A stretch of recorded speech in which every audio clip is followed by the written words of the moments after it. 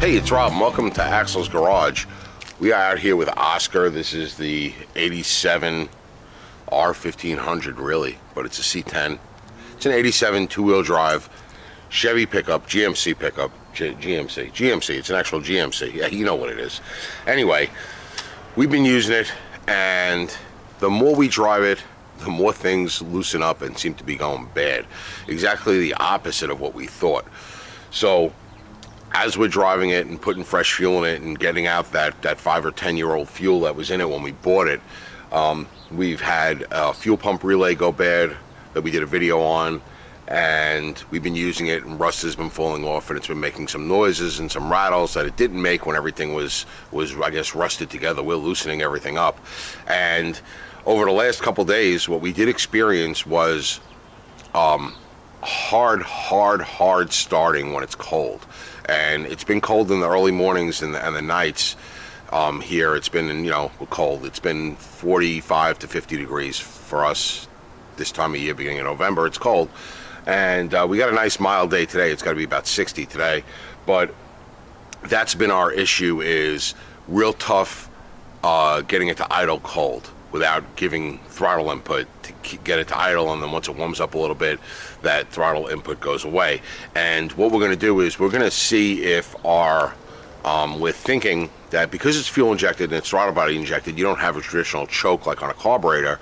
Your idle air control valve is the thing that usually helps you get that engine running at idle and at various other loads when it's at idle, by allowing more or less or no extra air to come into the intake passing the throttle blades, because the throttle blades are pretty much closed at idle and the engine needs some air. So that idle air control is going to come in and out and adjust the amount of extra air that it gives the engine to keep it running. So we think that might be the problem, because the only way to start it when it's dead cold is by giving it just a little bit. If you give it too much throttle, it dies. If you don't give it enough throttle, it won't stay running. You got to give it just a little bit of throttle until it warms up a little bit, and then it'll stay idling on its own. So the other variable with that idle air control, and what the computer sees and wants to tell that idle air control, is that the ECM, how the circuit works is, and to really dumb it down, because I'm no expert on these by any means, so to dumb it down, the ECM sees the engine temperature and it sees the throttle position, and it sees the input from the oxygen sensor, which is just one oxygen sensor on this, and it's pretty much giving an air-fuel ratio before it gets into the cat.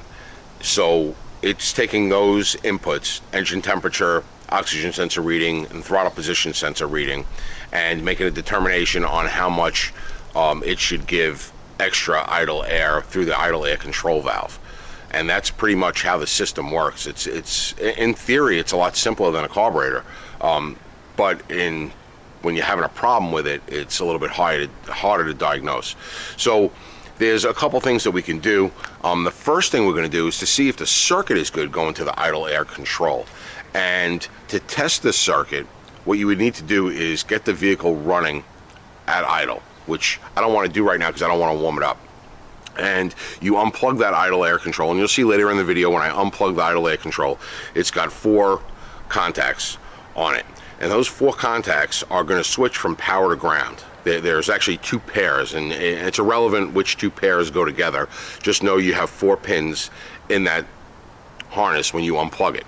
So you get your vehicle running and warmed up, and then you unplug the harness, and the vehicle should stay idling. It might change to idle just a little bit, but it should stay idling once it's warmed up and you have it unplugged. And you can take a test light that's going to battery positive, and you're testing for ground, and what you should see is each of those 4 should make your test light flash. And in order to make the test light flash, the system has to be active, and for the system has to be active, you need to be moving the throttle. So it's easy to do with 2 people. You get the vehicle warmed up, you unplug it, battery test light to battery positive, because you're testing for ground, and you're touching each one of those while somebody is just rotating the throttle back and forth a little bit, and you should see your test light flashing on each of those 4 contacts. And if it is flashing, then you know it's working. Another way to test the circuit is to trick it into making it move.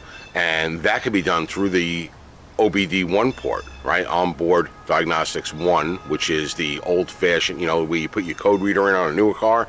Well, they have them on these older ones. I think 82 to 96 or 97 is where they went to OBD2. I think 96. So in these older cars, they have a diagnostic port. And years ago, you used to buy a code reader for it. This is a Sun Pro one. It says 82 and higher. GM vehicles, every vehicle manufacturer was specific, so this one is for GM. And back in the 80s, we would buy these things because we didn't have the internet to tell us that all it is a jumper, and it just jumps to ports. So if you don't have one of these, you don't need to buy one of these. It's not smart even to buy one of these in today's time unless you saw it at a swap meet for a couple bucks. If you saw it at a swap meet for $5, I would grab one. But all it is a jumper wire. So you could just take a piece of wire, strip the 2 ends, and just make a little horseshoe out of it, and you're going to jump when you're looking at the port. So if you were looking, don't worry about what the contacts are in here, but if this was the port under your dash, you're going to jump the 2 all the way to the right, which is your A and your B. If you mapped out what all the contacts were, but you're going to go your first 2 on the top row on the right side, you're going to jump them too. And that's pretty much what this is doing, because you can see it's going to be a mirror image because we're plugging this into it. But these 2 right here, all they're doing is just jumping A and B together. And that's, I hope I got that on thing. It's just jumping. And why there's 2 on the bottom, nobody's ever been able to tell me. But as far as I know, you're just jumping those top 2. So you're going to take your test wire in, you're going to jump those top 2 on the right. So you got the right side, the top row, the last 2 there. Those are the 2 that you're going to jump. So you're going to plug this in. We're not reading codes with this today. We're just using it diagnostically. So you plug it in. So let me show you what I'm doing. So up here under the dash, here's your diagnostic port. It's these top 2 terminals on the top to the right. You're going to jump them together with a jumper wire. Or in our case, we're going to plug our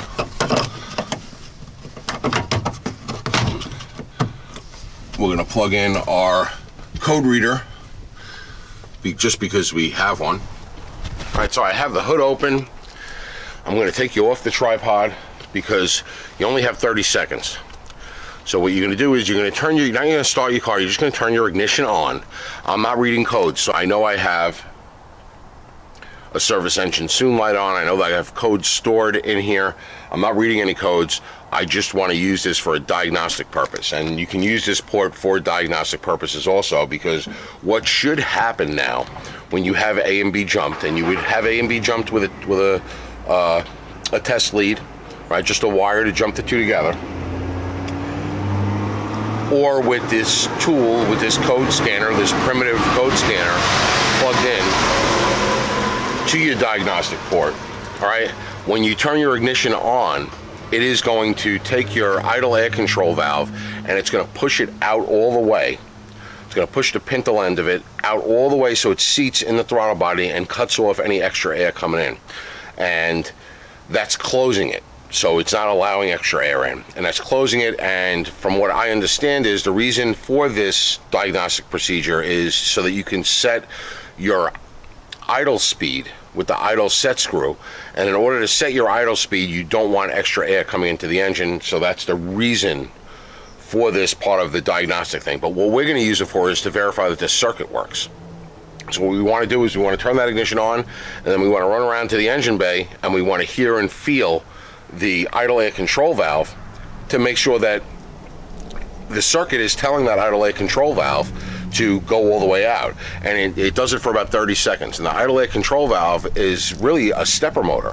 So it's a magnetic motor, and it's going to send the impulse signals at a constant rate. So I remember when we talked about the test light flashing, because that's the way the stepper motor works. It switches back and forth on each of those 2 circuits to make the magnets in the stepper motor work. If you want to research stepper motors and how they work, have fun with that, but just trust me on it.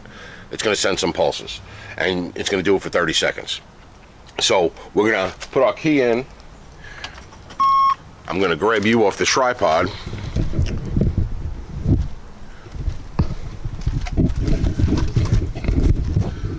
turn the ignition on, and then I'm going to come around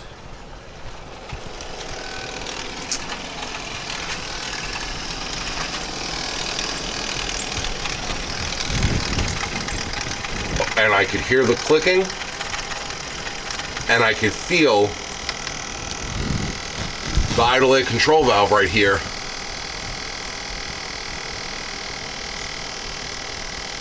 vibrating. And that's the stepper motor in the idle air. I have the fan on, which I probably should have turned off to make it easier to hear. Hopefully we're not out of 30 seconds yet. And we're not. And you should be able to hear that. That is your idle air control valve circuit operating. And I could also feel it in the idle air control valve. I could feel a little vibration in there when I got my finger on it. So now, after doing that, I know that my circuit's good. Or at least I have a good, I don't know that it's 100% good, but I know that there is power switching back and forth in there. I know that it should be doing something. So at this point, I'm going to turn my ignition off.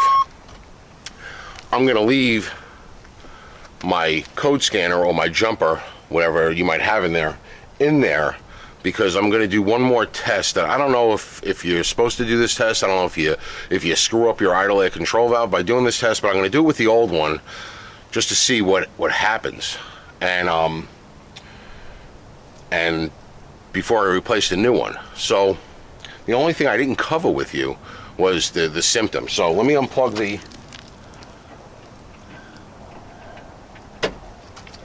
my jumper, and I'm going to show you exactly what happens when I try to start the cold engine. So I'm going to turn my key back on.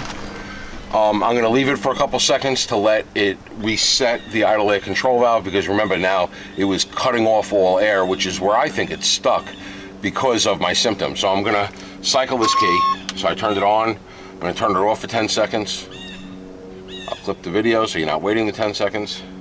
All right, now after 10 seconds is up, I'm going to cycle it back, and I hear my fuel pump run and prime. And now I'm going to try to start it, not giving it any gas.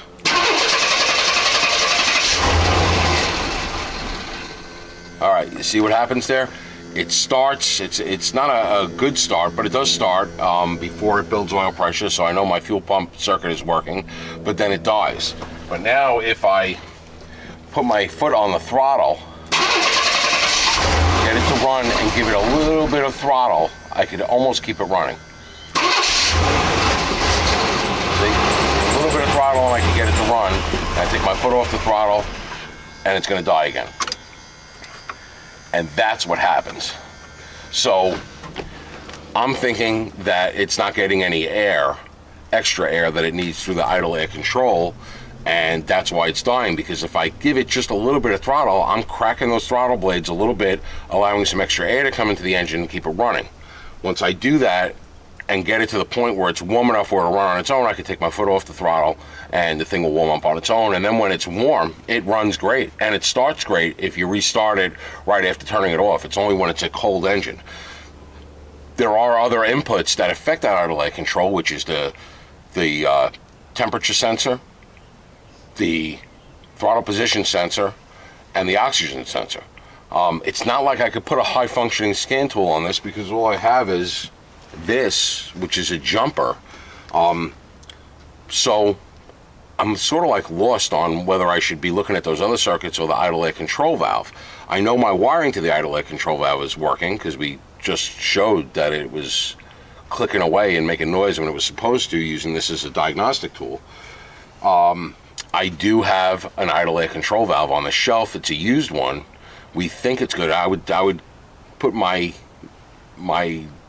guess at 95% positive that it's good, because we used it to try to diagnose on the Camaro once, and we replaced it, and I didn't really get any change in idle quality on the Camaro when we changed it. So I'm guessing that it's good. So I cleaned it up real good, and I'm going to stick that in to see. What I did also notice was my temperature gauge, now although that's coming from a different input on the engine, is always reading low. It never gets the full operating temperature. Now it could be the gauge, we don't know the history, so it could be the gauge, it could be the sending unit, it could be the wiring, it could be anything, but it could be that the car also isn't seeing full operating temperature. But if the car wasn't seeing full operating temperature, meaning a temperature sender that goes to the ECM was bad, it would always be trying to give it extra air, because it needs to give it extra air to keep it running. So that didn't make sense to me either. So that's how I'm focusing down to the idle air control valve and trying not to throw parts at it. Circuit works. We don't know if the idle air control valve works. I'm wondering if we can take the idle air control valve out, plug it back in while it's out of the throttle body, and then trick that using this, turn the ignition on so that the stepper motor is not going, to see if that plunger actually moves when it's outside of the throttle body. I don't know if that's a test that you could do. I've never seen anybody do that test. I don't know if you're going to screw the idle air control valve. That's why we're going to try it with the one that's in there first and see if that makes a difference. So I'm going to turn my ignition off.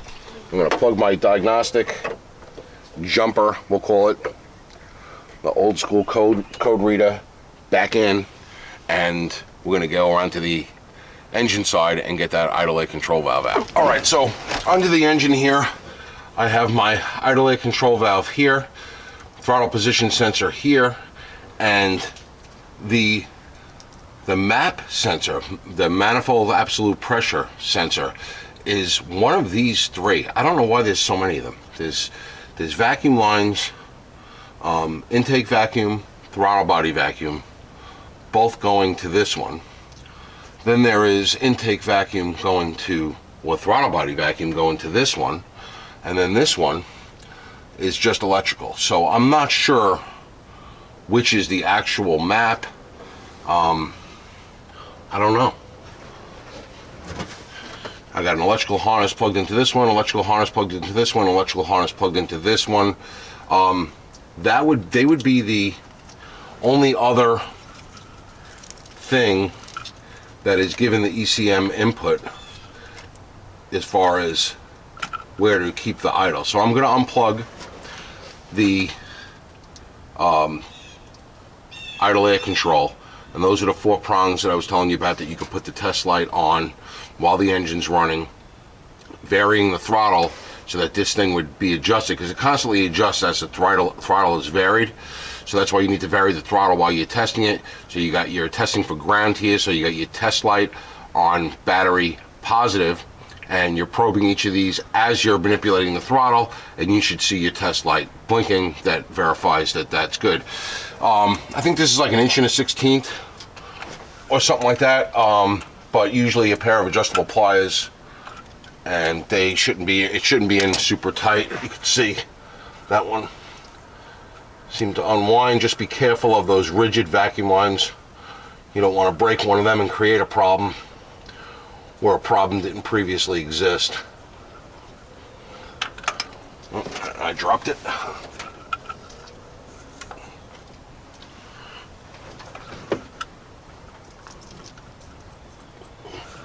Oh, gotta get a pair of needle nose to get that gasket out. But here's the valve itself. Now,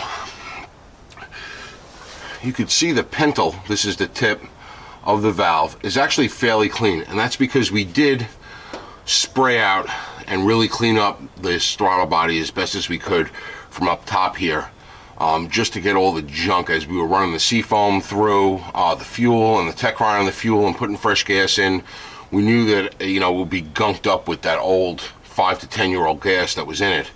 So we cleaned in there as best as we can, but you could see that none of our cleaning passed the pintle, right?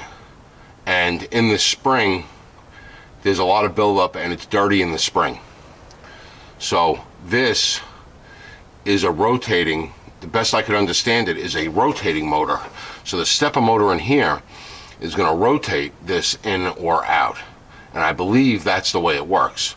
So the only other thing that we could clean is in the cavity itself, where between the pintle and the spring here and the thread, so where it sits in that cavity could be a little gunk. So you want to spray some carb cleaner, throttle body cleaner, whatever kind of cleaner you can in there, and maybe get a rag in and just clean up any residue, or a Q-tip or something, any residue that might be in the hole where this goes in. Mine looks fairly clean because, like I said, I really washed everything out from up top, but I don't know if this thing is working. So I don't know if this is going to show us anything or not. I'm just trying this. I believe this thing rotates, so I'm going to plug it in. All right, I got it plugged back in. I'm going to lay it right up there.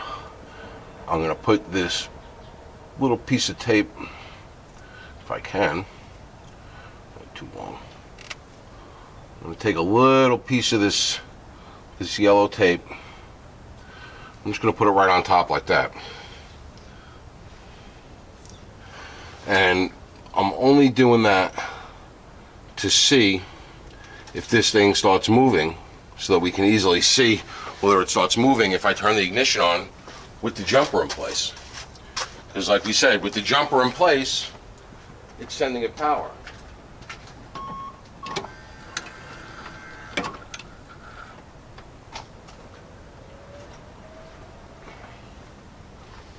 All right, so it doesn't turn the pintle.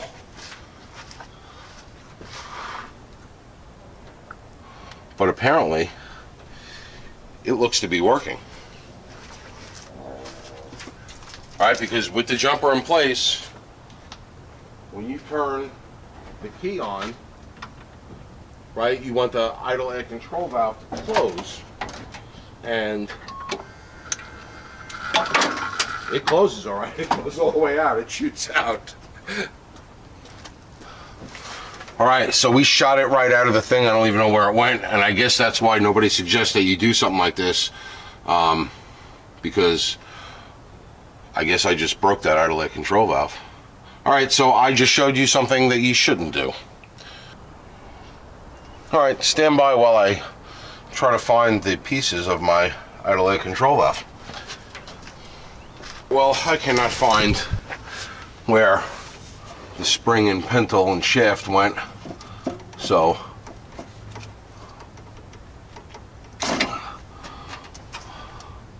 we're going to call that a complete fail.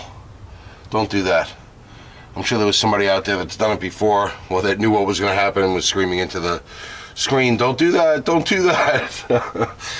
I guess that's why you don't see that in any kind of troubleshooting, because that'd be bad. So now we're going to take the other one that I had. This one was in the Camaro, and we took out of the Camaro, and I cleaned it up, put some Teflon tape on it. I'm going to use the gasket from the original one, and we're going to thread this in, hook it up, and see if it makes a difference. I don't think that this is what my problem is, because the circuit works. The circuit works. The valve appeared to go out. Maybe it wasn't coming in enough, you know, to let the air in. I don't know, but it appeared to work. I'm gonna get this one in there, and we'll try to determine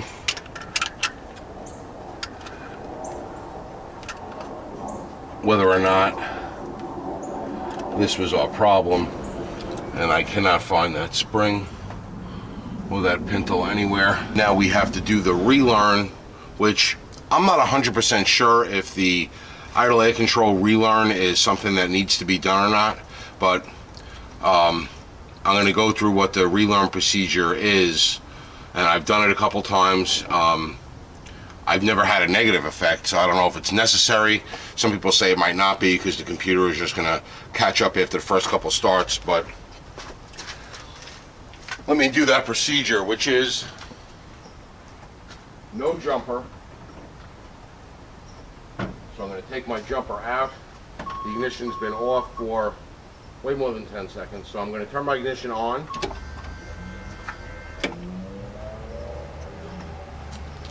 and they say to come over here with the ignition on, no jumper, and unplug your newly installed idle air control. I'm going to unplug it now, and then turn your ignition off. And I'm going to come back over here and plug it back in.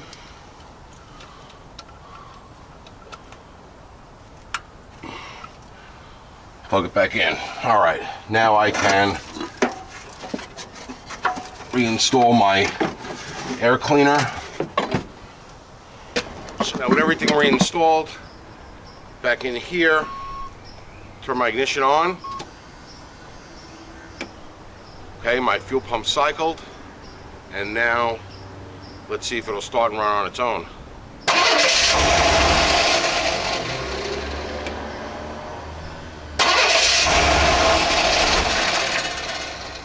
Seems like the same thing to me.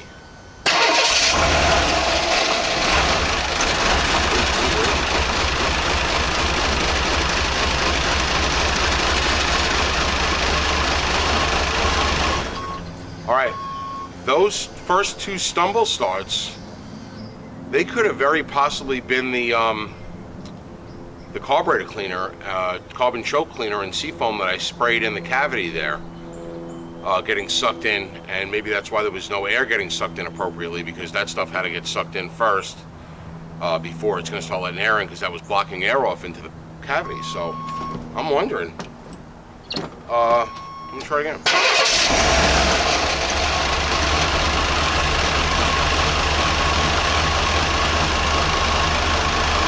I think we got problem solved. All right, no throttle.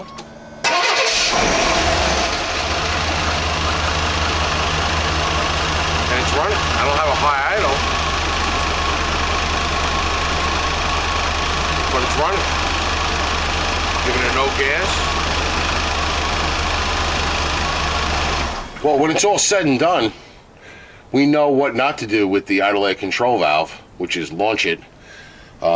I think it might have actually left the hood. I don't know. I can't find it anywhere, the rest of it.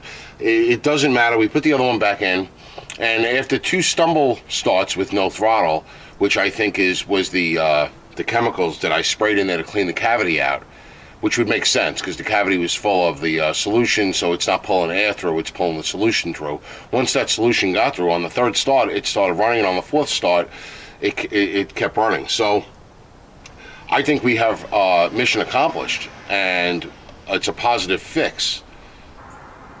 We know the circuit worked, we know the valve pushed out, but maybe the valve wasn't coming in all the way, and that could have been the bigger problem, was that the valve not coming in all the way is where it has to let more air in.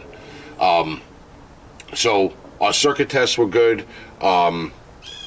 Everything else we looked at was good in theory, and our, let's pull it out and see if it works test, do not do.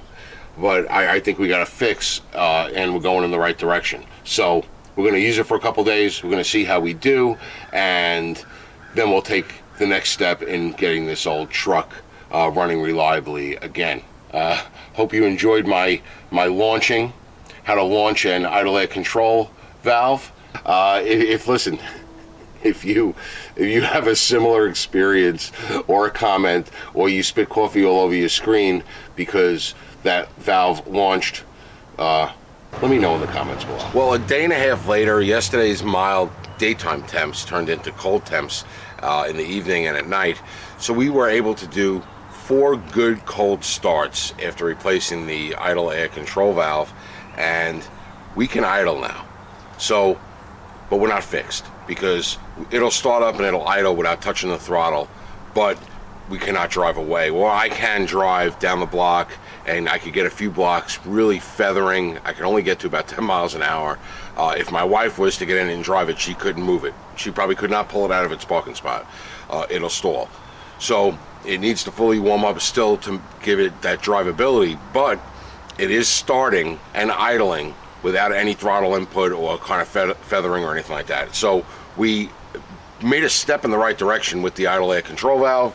we showed you exactly what not to do when testing an idle air control valve, and I'm still chuckling to myself about that thing launching out of the engine compartment. I don't know where it went. We still can't find it. We moved the truck, can't find it anywhere, but now we know what not to do, and it really cracked me up. But we moved in the right direction, so now what else do we have to look at? You got the coolant temperature sensor, you got the throttle position sensor, you got the map, which I have no idea how the map plays a part in this whole system, and you got the oxygen sensor, which I can understand that.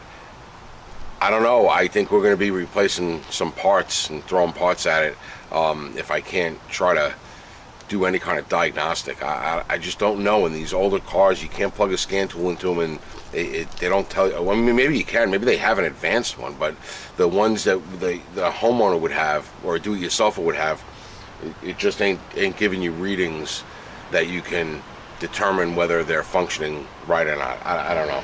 But we made a step in the right direction. I'm happy with that, and that's all we got.